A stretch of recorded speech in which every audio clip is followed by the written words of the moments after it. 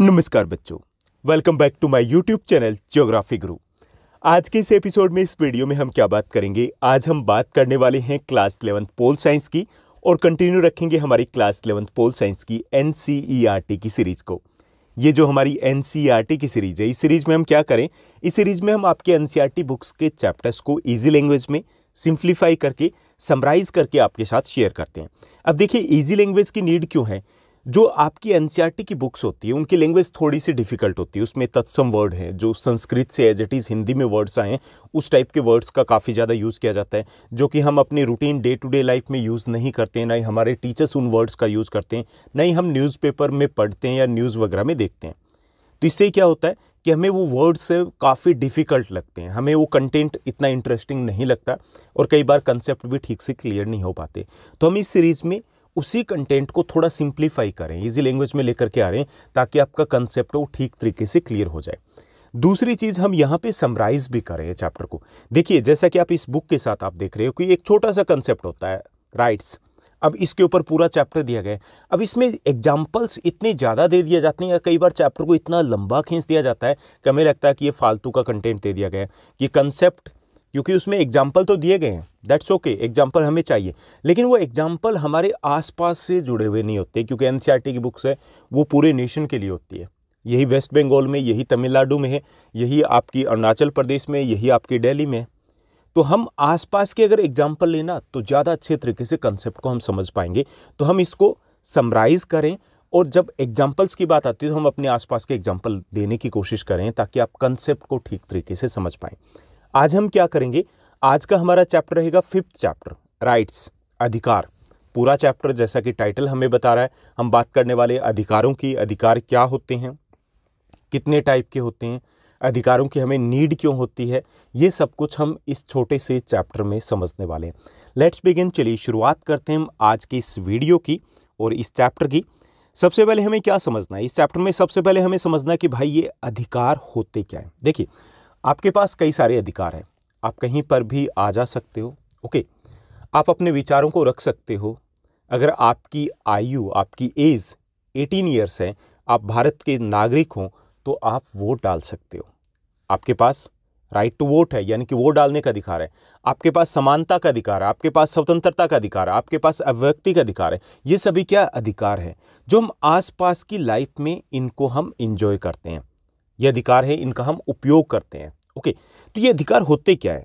देखिए, अधिकार किसी भी व्यक्ति के द्वारा की गई वो मांग या दावे या वो क्लेम होते हैं, जिसे सार्वजनिक कल्याण में ध्यान रखते हुए समाज स्वीकृत करता है। देखिए, तो अधिकार क्या है कि अधिकार किसी भी व्यक्ति की मांग या फिर दावे होते हैं। दावे बोल दीजिए, इंग्लिश में इसको क्लेम बोल दीजिए। किसी भी व्यक्ति की वो मांग या वो दावे है जो समाज स्वीकृत करता है, यानी कि समाज से वो मान्यता प्राप्त होते हैं, तो उसे हम कहते हैं अधिकार। ठीक, जरूरी नहीं कि वो कानूनी तौर पे मान्यता प्राप्त हो, क्योंकि कुछ ऐसे दावे भी मिलेंगे जिसको कानून के तौर पर शक्ल में नहीं दिया गया, लेकिन समाज उसको कहता है कि भाई ओके, ये चीज़ आप सही कह रहे हो, ये होना चाहिए। तो अगर समाज है, सोसाइटी है, उसको एक्सेप्ट कर रहा है कि हाँ हम सही हैं, तो उन दावों को हम कहेंगे वो हमारे अधिकार है। अगर उन दावों को कोई दूसरा व्यक्ति कह के नहीं चैलेंज करता है, तो हम कह सकते हैं नहीं भाई, आप गलत हो, ये सही है, मैं सही हूँ, मुझे ये चीज़ चाहिए। जैसे राइट टू एजुकेशन है। राइट टू एजुकेशन क्या है? हमारा एक अधिकार है। ये तो कानूनी अधिकार भी है, कानून भी इसके पीछे है, उसकी भी शक्ति है, समाज भी उसको एक्सेप्ट करता है। तो अगर कोई हमें पढ़ने से रोकता है तो हम कह सकते हैं कि भाई हमारा अधिकार आप छीन रहे हो। तो अधिकार क्या होते हैं? अधिकार किसी भी व्यक्ति की मांग या वो दावे होते हैं जो समाज से मान्यता प्राप्त या स्वीकृत होते हैं। इन्हें राज्य भी मान्यता देता है। अगर राज्य मान्यता देता है तो उसे हम बोलेंगे कि ये कानूनी दावे हैं, कानूनी अधिकार है। अगर राज्य से मान्यता प्राप्त नहीं है लेकिन समाज कहता है कि ठीक है, ओके, तो उसे हम नैतिक दावे कहेंगे। ठीक, यानी कि ये सामाजिक हो सकते हैं, नैतिक हो सकते हैं, या फिर ये कानूनी अधिकार हो सकते हैं। तो वह मांग, मतलब वो दावे या फिर वो क्लेम्स जिसको राज्य मान्यता दे देता है, जिसको समाज स्वीकृत कर लेता है, तो उसे हम बोलते हैं कि ये हमारे अधिकार हो गए, ओके। समाज में स्वीकृति मिले बिना जो मांगे होती है उनको हम अधिकार नहीं कह सकते। मान लीजिए कि कुछ आप कुछ ऐसा करना चाहते हो जिसे समाज गलत मानता है, तो वो आपका सिर्फ दावा है, क्लेम है, वो आपका अधिकार नहीं है, क्योंकि समाज उसको मान्यता नहीं दे रहा है, समाज उसको एक्सेप्ट नहीं कर रहा है। ठीक, तो समझ में आ गया ना कि कोई भी अधिकार अधिकार तब बनता है कि जब मान लीजिए किसी व्यक्ति की दावे या मांग है, क्लेम है, और उसको समाज मान्यता देता है या फिर उसको राज्य भी मान्यता देता है, तो उसको हम अधिकार कहेंगे। जैसे कि आपका राइट टू एजुकेशन है, शिक्षा का अधिकार है, समानता का अधिकार है, शोषण के विरुद्ध अधिकार है, ओके, ऐसे ही वोट का अधिकार है आपका, अब व्यक्ति की स्वतंत्रता का अधिकार है आपका, काम चुनने का अधिकार है आपका।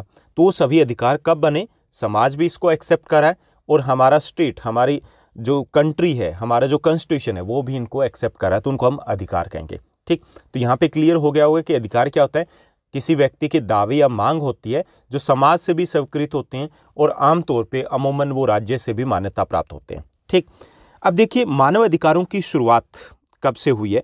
जैसे एक चीज़ और आती होगी कि आपने कई बार सुना होगा, एक तो राइट्स वर्ड सुना है, एक आपने सुना है ह्यूमन राइट्स, मानव अधिकार। कि मानव अधिकार कौन से होते हैं? मानव अधिकार वो अधिकार होते हैं जो पूरे विश्व में एक समान माने जाते हैं कि हाँ भाई ये मिनिमम राइट्स तो बनते हैं किसी भी, चाहे आप यहाँ पे अपने देश में किसी और दूसरे देश के लोग या करके रह रहे हो, चाहे हम किसी और दूसरे देश में जा रहे हो, तो कुछ ऐसे राइट्स होते हैं जो सर्वव्यापी है, विश्वव्यापी है, जिसको सभी देश मान्यता देते हैं, तो उनको हम बोलते हैं मानव अधिकार। कि मानव होने के नाते, ह्यूमन बींग्स होने के नाते हमारे वो राइट्स बनते हैं, तो उनको हम मानव अधिकार बोलते हैं। तो मानव अधिकारों की विश्वव्यापी घोषणा कब हुई थी? तो देखिए विश्व के समस्त देशों के नागरिकों को अभी पूर्ण अधिकार नहीं मिले हैं। सभी देशों की बात करें तो सभी देशों की अगर बात करें तो सारे एक जैसे अधिकार नहीं है। जैसे अगर हम बात करें नॉर्थ कोरिया की, किम जोंग उन का जो देश है, तो वहाँ पे कई प्रकार के राइट्स नहीं है लोगों के पास। अब व्यक्ति की स्वतंत्रता नहीं है, वो क्रिटिसाइज नहीं कर सकते किम जोंग उन को। ऐसे अगर हम पाकिस्तान की बात करें तो वहाँ पर भी कई प्रकार के राइट्स नहीं है। अफगानिस्तान की हम एग्जांपल लें तो वहाँ पे कई टाइप के राइट्स हैं, वो फीमेल के पास नहीं है। सऊदी अरेबिया की बात करें तो वहाँ लोकल जो इलेक्शंस में अभी जाकर के कहीं उनको राइट टू वोट मिला है फीमेल्स को, उससे पहले नहीं था। तो ऐसे कई सारे ऐसे देश हैं जहाँ पर सभी लोगों को, सभी नागरिकों को एक जैसे अधिकार नहीं मिले। इस दिशा में 10 दिसंबर 1948 को यूएनओ की, संयुक्त राष्ट्र संघ की एक सामान्य सभा है, उन्होंने मानवाधिकारों की एक सार्वभौमिक घोषणा को स्वीकार किया था। ओके, 10 दिसंबर 1948 को संयुक्त राष्ट्र संघ की एक सभा होती है। उस सभा में कुछ मानव अधिकारों की घोषणा की गई थी, सार्वभौमिक मानव अधिकारों की घोषणा की गई थी कि ये कम से कम नागरिकों के अधिकार होने चाहिए। ओके, चाहे वो किसी भी देश के नागरिक क्यों ना हो। ठीक, तो उसे हम बोलते हैं, उन सभी को हम बोलते हैं कि ये मानव अधिकार है पूरे विश्व के लिए। फिर वो एक बेंचमार्क बन गए, एक एग्जाम्पल बन गए। इनकी घोषणा क्योंकि 10 दिसंबर को हुई थी, तो 10 दिसंबर को हम मानव अधिकार दिवस के रूप में मनाते हैं, ह्यूमन राइट्स डे के रूप में हम ऑब्जर्व करते हैं इस डे को। तो ये भी एक इंपॉर्टेंट क्वेश्चन बनेगा, मानव अधिकार दिवस कब मनाया जाता है? तो मानव अधिकार दिवस है वो मनाया जाता है 10 दिसंबर को हर वर्ष। ठीक, तो क्योंकि इस दिन 10 दिसंबर 1948 को इसी दिन वैश्विक मानव अधिकारों की घोषणा की गई थी। ठीक, तो यहाँ पे हमने समझ लिया कि अधिकार क्या है और मानव अधिकार दिवस है वो कब होता है और उस दिन हम क्यों उसे सेलिब्रेट या ऑब्जर्व करते हैं। उसके बाद ये बात आती है कि अधिकार क्यों जरूरी है, अधिकार या अधिकारों की आवश्यकता क्यों है। तो देखिए कई सारे हम तर्क, लॉजिक दे सकते हैं इसके पीछे। पहला तो ये कि व्यक्ति की स्वतंत्रता और गरिमा की सुरक्षा के लिए आवश्यक है। देखिए अगर हमारे पास अधिकार नहीं होंगे तो हमारे पास स्वतंत्रता नहीं होगी, कोई भी कभी भी हमें रोक देगा, टोक देगा। जिसकी लाठी उसकी भैंस हो जाएगी, जिसके पास ताकत होगी वो कहेगा कि ये मेरी चलेगी, मैंने कह दिया तो बस कह दिया, ऐसे होगा ना, तो बाकी व्यक्ति तो दबके रह जाएंगे। दूसरा, हमारी गरिमा, हमारी सेल्फ रिस्पेक्ट वो भी नहीं रहेगी ना, हमें तो कोई भी कभी भी रोक सकता है, हम उसका दावा क्लेम भी नहीं कर सकते।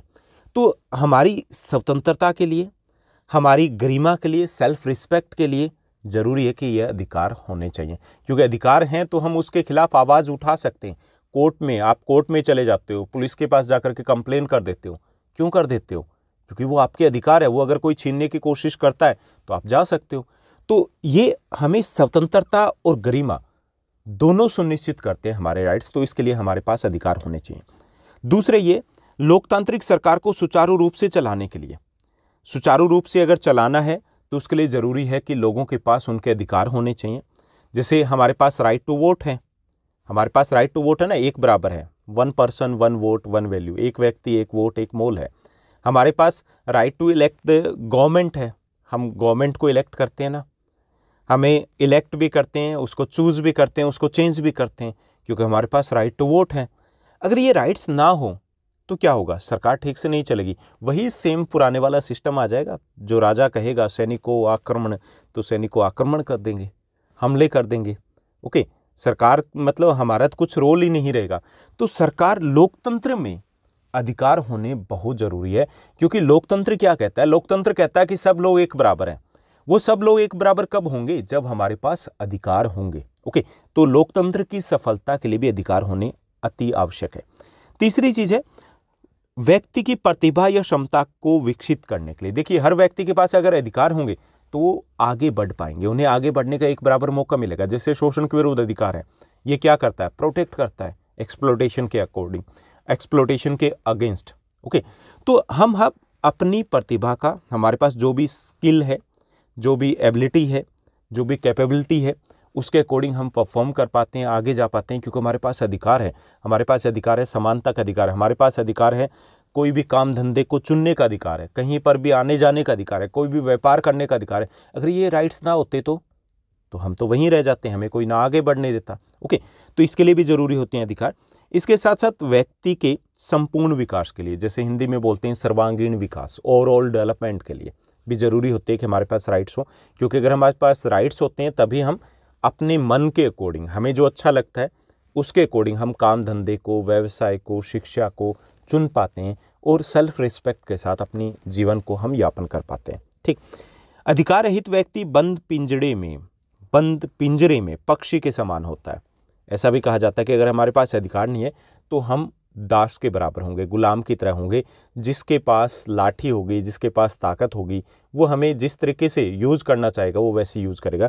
तो इसलिए भी जरूरी है कि हम अपने जीवन को ठीक तरीके से व्यतीत करें, तो उसके लिए भी हमारे पास अधिकार होने चाहिए। तो ये कुछ लॉजिक हम दे सकते हैं, और भी बहुत सारे लॉजिक दिए जा सकते हैं, जो इतने काफ़ी रहेंगे आपके लिए। कि अधिकारों की आवश्यकता व्यक्ति की स्वतंत्रता के लिए है, व्यक्ति की गरिमा के लिए है, लोकतांत्रिक सरकार को ठीक तरीके से चलाने के लिए अधिकारों की आवश्यकता है, व्यक्ति की प्रतिभा या क्षमता के विकास के लिए भी अधिकारों की आवश्यकता है, व्यक्ति के संपूर्ण विकास के लिए अधिकारों की आवश्यकता है, और हमारी आज़ादी के लिए भी हमें अधिकारों की आवश्यकता होती है। ठीक, उसके बाद बात आती है कि चलो ठीक है, ये मान लिया कि अधिकार होते हैं और अधिकारों की हमें आवश्यकता होती है। अधिकार होते कितने प्रकार के, राइट्स की अगर बात करें तो राइट्स हमारे अधिकार कई प्रकार के हो सकते हैं। जैसे पहला हो गया प्राकृतिक अधिकार हो गए। प्राकृतिक अधिकारों की बात करें, नेचुरल राइट्स की बात करें, तो जो जन्म के समय हमें अधिकार मिलते हैं वो नेचुरल राइट्स होते हैं। जैसे जीवन का अधिकार है, जीने का अधिकार है, हर किसी के पास है। ओके, ऐसी स्वतंत्रता का अधिकार है कि कुछ हद तक उस पर पाबंदियाँ जरूर होती है, लेकिन हमारे पास स्वतंत्रता का अधिकार है, हम कैसे सोचते हैं, क्या करना चाहते हैं, तो वो अधिकार हमें जन्म से मिलते हैं, प्राकृतिक तौर पर हर किसी के पास होता है। ऐसी संपत्ति का अधिकार है, वो जन्म से मिलता है। हमारे घर में जो संपत्ति है, प्रॉपर्टी है, वो उसी के परिवार की अगर है तो वो उसी को मिलेगी। तो ये कुछ प्राकृतिक नेचुरल राइट्स होते हैं। उसके बाद कुछ आ जाते हैं हमारे नैतिक अधिकार, मोरल राइट्स की बात करें, जैसे व्यक्ति की नैतिक भावनाओं से जुड़े जो अधिकार होते हैं वो नैतिक अधिकार कहलाएंगे। जैसे शिष्ट व्यवहार का अधिकार है, ओके, सच्चरित्र का अधिकार है, आदर के भाव का अधिकार है। तो ये राइट्स है कि अगर कोई व्यक्ति अपने जीवन को जीवित जिस तरीके से वो व्यतीत कराए, तो उसके ऊपर ये उसका अधिकार है कि वो सम्मान पूर्ण तरीके से अपने जीवन को व्यतीत कर पाए। कोई दूसरा व्यक्ति उसके ऊपर बिना बात के कीचड़ नहीं उछाल सकता। ओके, तो ये क्या हो गया, ये आदर के भाव का अधिकार हो गया। ऐसे माता पिता की सेवा करना हमारा दायित्व बनता है, और माता पिता का अधिकार बनता है कि उसके बच्चे उसकी सेवा करें। ओके, तो ये नैतिक अधिकार है, नैतिक कर्तव्य भी कह सकते हैं, नैतिक अधिकार भी कह सकते हैं। एक व्यक्ति के लिए कर्तव्य तो दूसरे व्यक्ति के लिए अधिकार हो जाते हैं, तो इन्हें हम कहेंगे नैतिक अधिकार। यानी कि पहले हो गए हमारे कौन से अधिकार, प्राकृतिक अधिकार, दूसरे हो गए नैतिक अधिकार, तीसरे हो गए कानूनी अधिकार। कानूनी अधिकार कौन से होते हैं, कानूनी अधिकार वो अधिकार होते हैं जिन्हें राज्य ने कानूनी मान्यता दी है, जो हमारे कॉन्स्टिट्यूशन के अकॉर्डिंग है। जैसे मौलिक अधिकार हो गए, कानूनी अधिकार में आएंगे। ऐसे ही मत डालने का अधिकार है, वोट डालने का, राइट टू वोट है, कानूनी अधिकार है। ठीक, जैसे राइट टू प्रॉपर्टी है, ये भी कानूनी अधिकार में आ गया। ठीक, तो इस तरीके से नैतिक भी हो सकते हैं, प्राकृतिक भी हो सकते हैं, और कानूनी अधिकार भी हो सकते हैं। इसी तरीके से इनमें जैसे हमने बात की कि मौलिक अधिकार, मौलिक अधिकारों को हम अलग श्रेणी में भी लिख सकते हैं कि मौलिक अधिकार कौन से होते हैं। मौलिक अधिकार वो अधिकार होते हैं जो कानून द्वारा मान्यता प्राप्त होते हैं और जिनको सरकार भी नहीं छीन सकती, उनको हम मौलिक अधिकार बोलते हैं। यानी कि ये कानूनी अधिकार से भी थोड़ा ऊपर की तरफ हम लेकर के जाएंगे। स्पेशल राइट्स होते हैं ये, किसी भी परिस्थिति में अगर सरकार है वो भी इन अधिकारों से हमें वंचित नहीं कर सकती। जैसे इसमें अगर हम हमारे संविधान की बात करें तो हमें कौन कौन से अधिकार मिले हैं मौलिक अधिकार, तो इसमें हो गया स्वतंत्रता का अधिकार, हम कहीं पर भी आ जा सकते हैं, कोई भी काम धंधा चुन सकते हैं, किसी भी प्रकार की शिक्षा ले सकते हैं, ये हमारे स्वतंत्रता के अधिकार में आता है। आप किसी की भी सीमित शब्दों में, अच्छे शब्दों में आप किसी को भी क्रिटिसाइज कर सकते हो, आपके पास ये अधिकार है। अभिव्यक्ति की स्वतंत्रता का अधिकार है। ऐसे ही आपके पास समानता का अधिकार हम सभी के पास है। समानता का अधिकार, ये अधिकार ये कहता है कि किसी भी व्यक्ति के साथ किसी भी आधार पे, किसी भी आधार मतलब जाति, रंग, रूप, धर्म, लिंग, भाषा, कल्चर, क्षेत्र, किसी भी आधार पे कोई भेदभाव नहीं हो सकता। ऐसे ही शोषण के विरुद्ध अधिकार हमें मिला हुआ है। शोषण के विरुद्ध अधिकार क्या कहता है कि किसी भी आधार पर होने वाले भेदभाव की मनाही करता है। जैसे इसमें बाल श्रम है उसकी मनाही की गई है, इसमें दास व्यापार की मनाही की गई है, इसमें किसी भी आधार पर किसी भी तरीके से किसी को दबाने की मनाही की गई है, बेगार की मनाही की है। बेगार क्या होता है? बिना पैसे के काम करवाना या कम वेतन में काम करवाना। तो ये शोषण के विरुद्ध अधिकार है, ये भी एक महत्वपूर्ण अधिकार है, तो ये मौलिक अधिकार में आता है। ऐसे ही धार्मिक स्वतंत्रता का अधिकार हमें मिला हुआ। धार्मिक स्वतंत्रता का अधिकार क्या कहता है?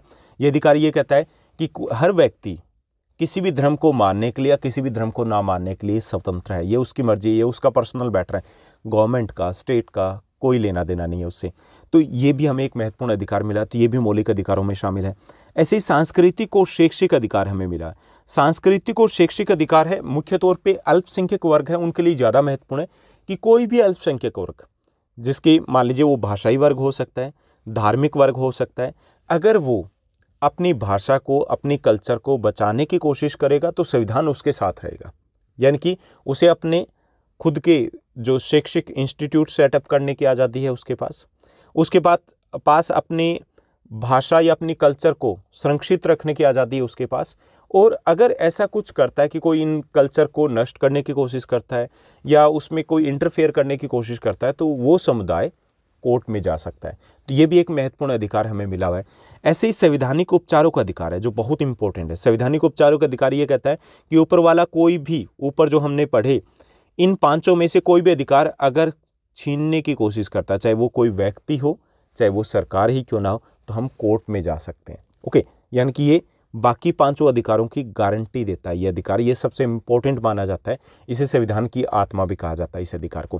तो ये मौलिक अधिकार है जो हमारे संविधान से मिले हुए हैं। ये आपने 9th क्लास में डिटेल में पढ़ा था, थोड़ा सा आपको क्योंकि पहले से पता है तो मैंने यहाँ पे ज़्यादा डीप नहीं गया हूँ। तो लेकिन एटलीस्ट आपको इन 6 के नाम पता होने चाहिए और लिटिल बिट आपको इनके बारे में पता होना चाहिए कि हाँ इनको किस टाइप से एक्सप्लेन करना और ये राइट्स क्या कहते हैं।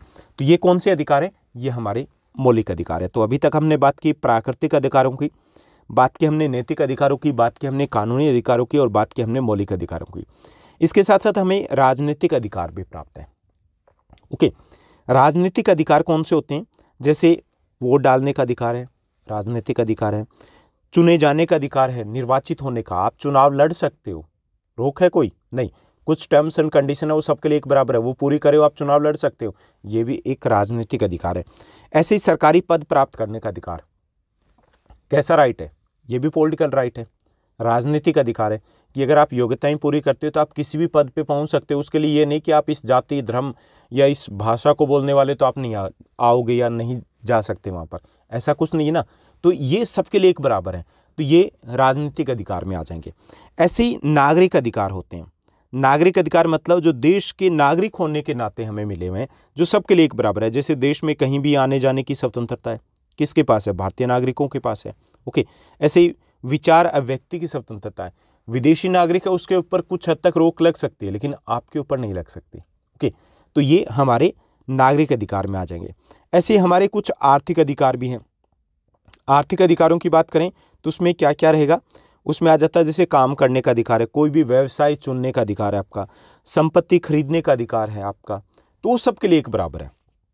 ठीक, तो ये हमने बात की कि अधिकार कितने प्रकार के हो सकते हैं। तो बहुत प्रकार के हो सकते हैं, प्राकृतिक हो सकते हैं, नैतिक हो सकते हैं, कानूनी हो सकते हैं, मौलिक अधिकार हो सकते हैं, आर्थिक अधिकार हो सकते हैं, राजनीतिक अधिकार हो सकते हैं आपके, नागरिक अधिकार हो सकते हैं आपके। तो कई टाइप के होते हैं, अगर एक आध भूल भी जाओ तो भी चलेगा, लेकिन मोटे तौर पे आपको आइडिया रहना चाहिए कि अधिकार है वो कितने प्रकार के हो सकते हैं। और इसमें सबसे इम्पोर्टेंट है वो है आपके मौलिक अधिकार। ठीक, उसके बाद हम कहेंगे कि कौन से ऐसे दावे होते हैं या कार्यकलाप होते हैं जिनको अधिकार नहीं कहा जा सकता। देखिए कि कुछ कार्यकलाप ऐसे होते हैं जिनको अधिकार नहीं माना जाएगा। जैसे वे कार्यकलाप जो समाज के स्वास्थ्य या कल्याण के लिए नुकसानदेह होते हैं, उनको अधिकार नहीं कह सकते। जैसे मान लीजिए कि कोई धूम्रपान कहता है और वो कहते हैं कि नहीं, मेरा तो ये दावा है, मुझे करना है, तो इसको अधिकार दिया जाए सबको, तो इसको अधिकार नहीं माना जा सकता है, क्योंकि इससे दूसरे व्यक्ति को नुकसान पहुंच सकता है, तो ये अधिकार नहीं है। ऐसी नशीली या प्रतिबंधित दवाओं का सेवन है, तो इसको अधिकार नहीं कहा जा सकता। या जैसे हथियार कोई रखना चाहे कि नहीं मैं तो रख के चलूंगा, मुझे रखने हैं, तो उसको अधिकार नहीं कह सकते। जिससे कि दूसरे व्यक्ति के लिए, समाज के लिए, पर्यावरण के लिए किसी प्रकार का खतरा अगर पैदा होता है तो उन दावों को नकारा जा सकता है, क्योंकि उनको राज्य या फिर समाज मान्यता नहीं देता है, तो वो सिर्फ दावे होते हैं, वो अधिकार नहीं हो सकते। ठीक, तो यहाँ पर क्लियर हो गया होगा कि अधिकार कौन से हो सकते हैं और अधिकार कौन से नहीं हो सकते। अब हम बात करेंगे कि अधिकारों में गवर्नमेंट का, स्टेट का, देश का क्या योगदान होता है। तो अधिकार एकमात्र राज्य पर निर्भर करते हैं। देखिए, अभी की दौर की अगर बात करें तो यहाँ पे समाज से मान्यता प्राप्त होने आवश्यक है, ठीक, जैसा हमने बात की, लेकिन राज्य से भी मान्यता प्राप्त होनी जरूरी है। अगर राज्य उन चीज़ों को मान्यता नहीं देता है और उनको ये कहता है कि नहीं ये गलत है, तो वो अधिकार नहीं हो जाएंगे, वो गैर कानूनी गतिविधियां हो जाएगी। तो अधिकार है, उसके पीछे जो मुख्य शक्ति होती है वो राज्य होता है। किसी अधिकार का कोई अस्तित्व तब तक नहीं होगा कानूनी तौर पर जब तक राज्य उसे मान्यता ना दे दे। राज्य अधिकारों को शक्तिशाली भी बनाता है और दुरुपयोग होने से भी रोकता है, दोनों चीज़ें करता है। एक तो शक्तिशाली बनाता है, मान लीजिए कि आपके अधिकार अगर छीने जाते हैं, ठीक, छीने जाते हैं तो आपको कहाँ जाएंगे, आप कोर्ट की शरण में जाएंगे, तो वहाँ पर एक ताकत आपको मिल गई कि हाँ वो अधिकार आपको वापस दिलाए जाएंगे। दूसरा, अगर कोई उन अधिकारों का दुरुपयोग करता है, जैसे आपके पास अधिकार है, अब व्यक्ति की स्वतंत्रता है, इसका मतलब ये नहीं कि आप कहीं पे भी कुछ भी बोलना शुरू कर देंगे, किसी के बारे में भी बोलना शुरू कर देंगे, तो वहाँ पर उस वक्त कानून आपको रोकता भी है कि नहीं भाई ये नहीं अलाउड है, इतनी चीज़ें हमारी, इतनी बात हुई थी। ठीक, तो अधिकारों की रक्षा का दायित्व जो होता है मुख्य तौर पे वो राज्य के ऊपर होता है। राज्य का मतलब यहाँ पे देश से है, देश का मतलब यहाँ पे कानून से है, सरकार से है। तो सरकार है, उनका अधिकारों में एक महत्वपूर्ण योगदान होता है, क्योंकि कानून है वो अधिकारों को शक्ति प्रदान करते हैं, कानून है वो अधिकारों के दुरुपयोग होने से रोकते हैं, और इन अधिकारों की रक्षा का जो रिस्पॉन्सिबिलिटी होती है, दायित्व होता है, जिम्मेवारी जो होती है, वो भी सरकार के पास या राज्य के पास होती है। ठीक, अब हम बात करेंगे कि ये जो अधिकार है, इन अधिकारों को और अधिक शक्तिशाली कैसे बनाया जा सकता है। बहुत इंपॉर्टेंट क्वेश्चन है ये आपके लिए, लॉन्ग आंसर टाइप क्वेश्चन में। तो यहाँ देखिए कि पहला तो ये कि अधिकारों को और ज़्यादा अधिक शक्तिशाली या प्रभावशाली बनाने के लिए पहली चीज़ जरूरी है कि संविधान लिखित में होना चाहिए। जिस देश का संविधान लिखित में है वहाँ पे अधिकार ज़्यादा अच्छे तरीके से नागरिक प्रयोग में ला सकते हैं, जहाँ पे वाद विवाद कम होंगे, जहाँ पर वाद विवाद अगर होते हैं तो उनका निपटारा बेहतर तरीके से किया जा सकता है, जहाँ न्याय मिलने की उम्मीद ज़्यादा होगी। ओके, तो पहली चीज़ है संविधान लिखित में होना चाहिए। अब देखिए, कोई चीज़ लिखित में होती है और कोई अगर पीछे होता है ना, कई बार कोई भी बड़े फैसले लिए जाते हैं वो लिखित में लिए जाते हैं, वो इसीलिए लिए जाते हैं कि अगर कोई कहे कि नहीं ऐसी तो बात ही नहीं हुई थी, तो हम कहते हैं नहीं भाई लिखा हुआ ऐसा। ओके, तो लिखित में होने ज़रूरी है, भूल चूक लेनी देनी के लिए भी और पक्के दावे के लिए भी। तो पहला है कि किसी भी देश में जहाँ पर भी अधिकारों को शक्तिशाली बनाना है तो वहाँ का संविधान लिखित में होना आवश्यक है, ताकि किसी प्रकार का वाद विवाद नानुकुर ना रहे। दूसरा है स्वतंत्र न्यायपालिका होनी चाहिए।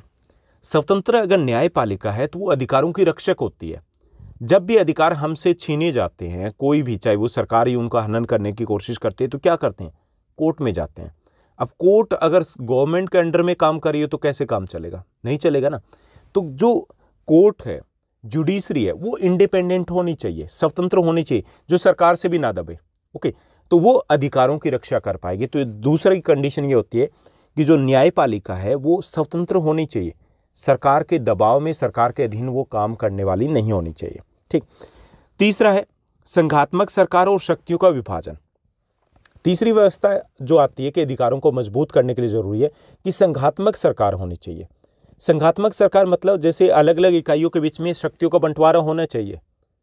संघात्मक जैसे अपने देश की सरकार है, भारत एक संघीय देश है।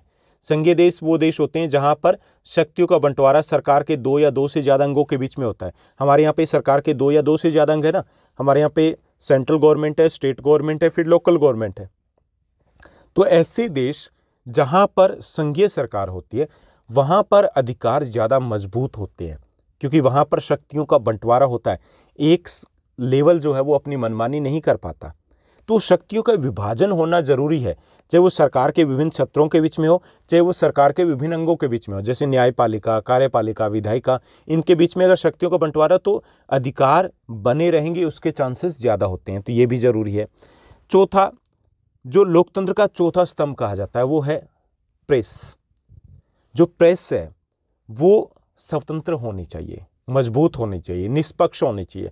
अगर निष्पक्ष अगर प्रेस है, मीडिया अगर निष्पक्ष है, तो वहां पर सरकार बेहतर तरीके से काम करती है।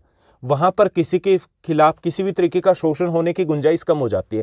तो ये भी जरूरी है कि मीडिया है वो स्वतंत्र हो, इंडिपेंडेंट हो, और साथ ही साथ वो निष्पक्ष होना चाहिए, फ्री एंड फेयर होना चाहिए। ठीक।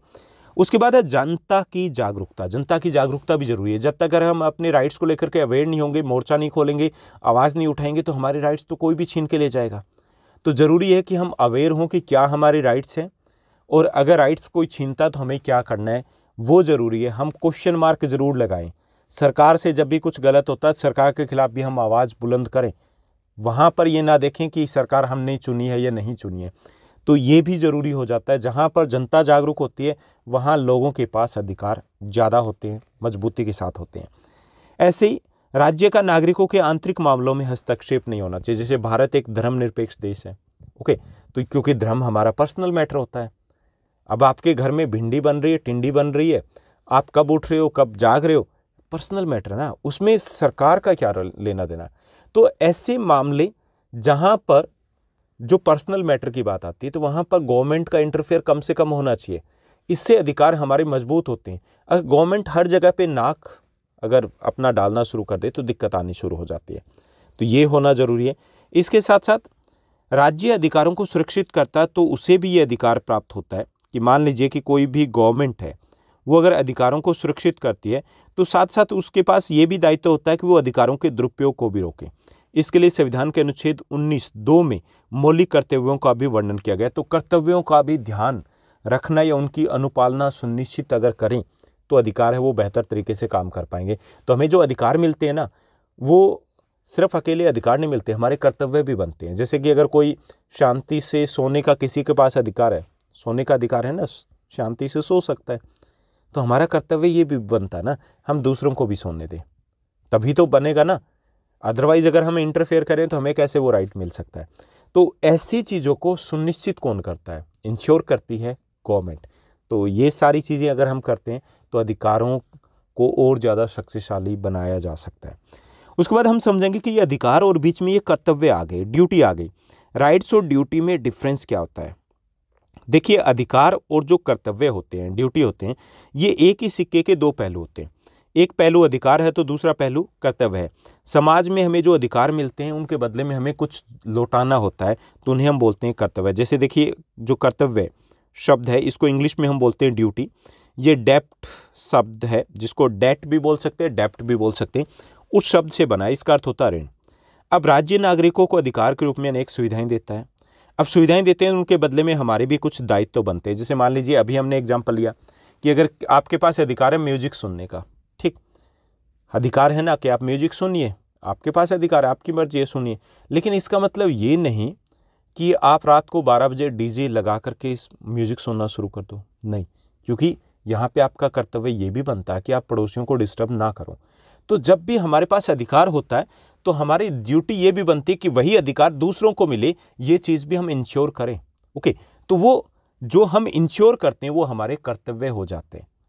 ठीक, हम चाहते हैं, हमारा अधिकार है कि कोई हमारे पर्सनल मैटर में इंटरफेयर ना करें, यह आपका अधिकार हो गया। आपका कर्तव्य क्या बना? आप दूसरों का सम्मान करें, वो आपका कर्तव्य हो गया। तो अधिकार जो कर्तव्य है दोनों ही एक दूसरे से जुड़े हुए होते हैं, एक ही सिक्के के दो पहलू होते हैं। कर्तव्यों की बात करें तो ये कर्तव्य ड्यूटी हमारी कई टाइप की हो सकती है। जैसे नैतिक ड्यूटी हो सकती है, हमारी मॉरल ड्यूटी हो सकती है, जैसे अपने परिवेश को अच्छा रखने की ड्यूटी आपकी, अपने आसपास के माहौल को अच्छा रखें। कई बार नहीं रखते तो आपको टीचर स्टूडेंट्स को आमतौर पे बोलते हैं कि भाई कुत्ता भी अपने आसपास की जगह साफ करके बैठता है, साफ करके रहिए। सिर्फ इस सफाई की नहीं है, मन की गंदगी की सफाई की भी है। जो आप फेक न्यूज़ कई बार फैलाते हैं तो वो भी आपकी सफाई में आ जाएगा कि आप स्वच्छ इन्वायरमेंट को रखें, ये आपकी ड्यूटी है। बच्चों को उचित शिक्षा दें, ये पेरेंट्स की ड्यूटी बनती है। कर्तव्य, ये नैतिक कर्तव्य है। ठीक, कानून कहे ना कहे नैतिक कर्तव्य बनता है। हमारा ईमान, हमारा धर्म कहता है, कोई भी, चाहे हम किसी भी ईश्वर, अल्लाह, वाहेगुरु को, भगवान को माने, ये कुछ जो चीज़ें होती है जो हमें प्राकृतिक तौर पर हर धर्म से सिखाता है हमें, तो उसमें ये आ जाता है कि हम अपने परिवेश को अच्छा रखें, बच्चों को उचित शिक्षा दें, माता पिता और बुजुर्गों की हम सेवा करें। क्या है ये हमारे नैतिक कर्तव्य है। ओके, ऐसे ही सामाजिक नियमों को पालन करें। जो सामाजिक नियम है उनका पालन करें हम, कि जो समाज जिस चीज़ को गलत मानता है उस चीज़ को पीछे हम ना जाएं। ओके, इसके साथ साथ परिवार की आवश्यकताओं को पूरा करना है, ये हमारा नैतिक कर्तव्य है। यानी कि इसके पीछे जरूरी नहीं कि सरकार आकर के हमें कहें, लोग कहें, ये हमारा खुद के मन से ऐसा होना चाहिए कि हम इन कर्तव्यों का पालन करें। तो इन सभी को हम बोलेंगे नैतिक कर्तव्य। अगर इनकी लिस्ट बनाई तो ऐसे हजारों कर्तव्य हो जाएंगे कि ये हमारे नैतिक दायित्व बनते हैं। उसके बाद आते हैं आपके कानूनी कर्तव्य। कानूनी कर्तव्य मतलब जो कानून जिसे कहता है कि हमें ऐसा कुछ करना चाहिए, जैसे संविधान का हमें सम्मान करना चाहिए, हमें कानून का सम्मान करना चाहिए, हमें राष्ट्रीय ध्वज और राष्ट्रीय गान का सम्मान करना चाहिए, कानून व्यवस्था को बनाए रखना चाहिए, नियमित रूप से हमें टैक्स देना चाहिए, हमें जो नेशनल, जो हमारी पब्लिक प्रॉपर्टी है, राष्ट्रीय संपत्ति है, उसकी रक्षा करनी चाहिए, उसको नुकसान नहीं पहुंचाना चाहिए, देश की एकता और अखंडता और सुरक्षा को बनाए रखने में अपना योगदान देना चाहिए, देश की रक्षा करना, देश के जो संसाधन हैं उनको सोच समझ के हमें प्रयोग करना। तो ये हमारे कानूनी कर्तव्य है, क्योंकि कानून भी अगर हम ऐसा नहीं करते, इनके खिलाफ अगर कोई मतलब इन कर्तव्यों के खिलाफ जाते हैं तो कानूनी तौर पर हम दंड के अधिकारी बनते हैं। तो इनको हम कानूनी कर्तव्य कहेंगे कि हाँ, ये हमारी ड्यूटीज़ बनती है, और अगर इन ड्यूटीज़ को हम पूरा नहीं करते तो हो सकता है कि हमें दंडित भी किया जाए। नैतिक कर्तव्यों के पीछे ऐसा कुछ नहीं था। ठीक, उसके बाद बात करते हैं कि आजकल के अगर समय की बात करें तो कुछ नए अधिकार भी आ गए हैं। यानी कि हमने कर्तव्यों की बात की कि कर्तव्य है वो अधिकारों से जुड़े हैं, कुछ नए अधिकार हैं, उनकी भी हम यहाँ पे बात करेंगे। कुछ नए अधिकार जो कुछ देशों में नागरिकों को मिले हैं, जैसे स्वच्छ वायु, सुरक्षित पेयजल और टिकाऊ विकास का अधिकार। ये कुछ देश जो हैं वो अपने नागरिकों को दे रहे हैं, हमारे मौलिक अधिकारों में शामिल नहीं है। ऐसे ही सूचना का अधिकार जो हमारे मौलिक अधिकार में नहीं है लेकिन कानूनी अधिकार है, right to information. Okay, RTI, ये एक नया मौलिक अधिकार या मानव अधिकार में आता है। ऐसे ही महिला सुरक्षा का अधिकार, इसके ऊपर भी बहुत ज़्यादा फोकस किया जा रहा है इन दिनों में, क्योंकि ये भी एक महत्वपूर्ण मौलिक अधिकार है एक तरीके से। समाज के जो कमज़ोर लोग हैं उनके लिए शौचालयों की व्यवस्था करना, बच्चों को खाद्य और शिक्षा का अधिकार, राइट टू फूड और राइट टू एजुकेशन हो गया, शालीन जीवन यापन के लिए आवश्यक स्थितियां जनरेट करना, बेसिक सुविधाएं देना। तो इस प्रकार के अधिकार है जो इन अधिकारों की श्रेणी में अब और जुड़ते जा रहे हैं। जैसे जैसे लोग विकसित होते जा रहे हैं, जैसे जैसे लोग शिक्षित होते जा रहे हैं, जैसे जैसे विभिन्न देशों का विकास होता जा रहा है, नए प्रकार के अधिकारों की मांग बढ़ती जा रही है और ये अधिकार हमारे लिए और ज़्यादा महत्वपूर्ण होते जा रहे हैं। तो यहाँ पे हमने पूरी तरीके से समझा कि ये अधिकार क्या होते हैं, कितने प्रकार के होते हैं, क्यों आवश्यक होते हैं, कर्तव्य क्या होते हैं, कर्तव्य कितने प्रकार के होते हैं, और कुछ नए मौलिक अधिकार कौन कौन से हैं। मौलिक अधिकारों की अगर हम कीमत की बात करें कि मौलिक अधिकार अगर हमें चाहिए तो इसके लिए हमें क्या करना पड़ेगा, मौलिक अधिकार या मानव अधिकारों की बात करें तो इसके लिए पहली चीज़ तो ज़रूरी कि हम जागरूक रहें अपने अधिकारों को लेकर के। अगर हम जागरूक नहीं रहे, हमने एक साथ आवाज़ उठानी बंद कर दी तो ये अधिकार हमसे छीन लिए जाएंगे। ओके, दूसरा ये कि हम अलर्ट रहें, अपनी आंखें खुली रखें, अपने अधिकारों और स्वतंत्रता की रक्षा के लिए हमेशा हम तैयार रहें, एकजुटता में रहें। तो अगर एकजुटता में रहेंगे तो हमें ये अधिकार मिलते रहेंगे। अगर एकजुटता में नहीं रहे तो कहीं ऐसा भी हो सकता है कि जैसे पहले लोगों के पास अधिकार नहीं होते थे, हो सकता है कि ये अधिकार हमसे छीन लिया जाए। ठीक, तो ज़रूरी है कि हम इसके लिए जागरूक रहें, अवेयर रहें, सतर्क रहें, अपनी आंखें खुली रखें और जहाँ पर ज़रूरत हो वहाँ पर अपनी आवाज़ को बुलंद करें। अब थोड़ा सा हम बात कर लेते हैं दावों की। देखिए, हमने शुरुआत की थी इस चैप्टर की कि दावे, किसी भी व्यक्ति के वे दावे जो समाज मान्यता देता है उनको हम अधिकार कहते हैं। ये दावे या फिर ये क्लेम क्या होता है? तो दावे वास्तव में किसी व्यक्ति की मांग होती है। ये मांगे नैतिक या सामाजिक पक्ष में उचित हो तो उनको समाज स्वीकार कर लेता है, और अगर स्वीकार कर लेता है तो वो अधिकार हो जाएंगे। ठीक, व्यक्ति की जो प्रत्येक मांग है वो दावे नहीं हो सकती। मान लीजिए कि हर व्यक्ति है वो मांग कर है, तो जरूरी नहीं कि हर मांग है उसको दावे के तौर पे स्वीकार किया जा सके। केवल उस मांग को अधिकार का दर्जा दिया जाता है जिसे राज्य या फिर समाज स्वीकार कर लेता है, उसे कानूनी रूप दे देता है, तो उससे हम कहेंगे कि वो अधिकार बन गए। यानी कि हर व्यक्ति की मांग होती है, दावे होते हैं, और अगर वो समाज या राज्य के द्वारा मान्यता प्राप्त है तो उसे हम अधिकार कहेंगे। जैसे हमने ऊपर बात की थी कि जैसे किसी की दावा ये कि मुझे धूम्रपान करना है किसी भी सार्वजनिक प्लेस के ऊपर, तो इसे समाज ना ही जो कानून है वो मान्यता देता है, तो ये अधिकार नहीं हो सकता कि नहीं मुझे कौन रोकेगा, ऐसा तो नहीं हो सकता ना। अधिकार और दावे में अंतर क्या होता है कि अधिकार और दावे में अगर अंतर की हम बात करें, दोनों में क्या डिफरेंस होता है, तो देखिए सभी जो दावे होते हैं वो अधिकार नहीं होते। जितने भी हमारे दावे होते हैं सभी दावे वो अधिकार नहीं हो सकते, लेकिन सभी जो अधिकार होते हैं वो दावे होते हैं। यानी कि जो दावे हैं, कोई व्यक्ति अगर मांग करता है तो सारी मांगे अधिकार नहीं हो सकती, लेकिन जितने भी अधिकार हमें मिले हैं वो हमारे दावे होते हैं। वहाँ कहीं पर भी हम जाकर के उनके लिए अड़ सकते हैं, लड़ सकते हैं। ठीक, दूसरा, अधिकार वे दावे होते हैं जो राज्य द्वारा मान्यता प्राप्त होते हैं, जबकि दावे राज्य के संविधान द्वारा मान्यता प्राप्त नहीं होते। जबकि अधिकार मान्यता प्राप्त होते हैं, तो अधिकार है वो एक तरीके से सार्वभौमिक होते हैं, सब जगह हम अधिकारों के लिए दावे कर सकते हैं। तो ये था हमारा आज का चैप्टर जिसमें हमने समझा कि अधिकार क्या होते हैं, अधिकारों की आवश्यकता क्यों होती है, अधिकार कितने प्रकार के होते हैं, अधिकार और दावों में क्या अंतर होता है, कर्तव्य क्या होते हैं, कर्तव्य कितने प्रकार के होते हैं। छोटा सा आसान सा चैप्टर था। उम्मीद करता हूँ कि आपके सारे कंसेप्ट बहुत अच्छे तरीके से क्लियर हुए होंगे। अगर आपको ये वीडियो अच्छा लगा तो इस वीडियो को लाइक और शेयर ज़रूर कीजिएगा। और हाँ, अभी भी अगर आपके माइंड में कुछ डाउट्स हैं इस चैप्टर के रिगार्डिंग या फिर किसी और चैप्टर के रिगार्डिंग या किसी भी कंटेंट के रिगार्डिंग, तो आप कमेंट सेक्शन में कमेंट कर सकते हो। इसके साथ साथ आप हमसे इंस्टाग्राम पर भी जुड़ सकते हो और टेलीग्राम पर भी आकर के कनेक्ट हो सकते हो। तो दोनों का लिंक आपको डिस्क्रिप्शन बॉक्स में मिल जाएगा या फिर आप स्क्रीन पर भी देख सकते हो। आज के लिए बस इतना ही। Thank you, bye bye, have a nice day.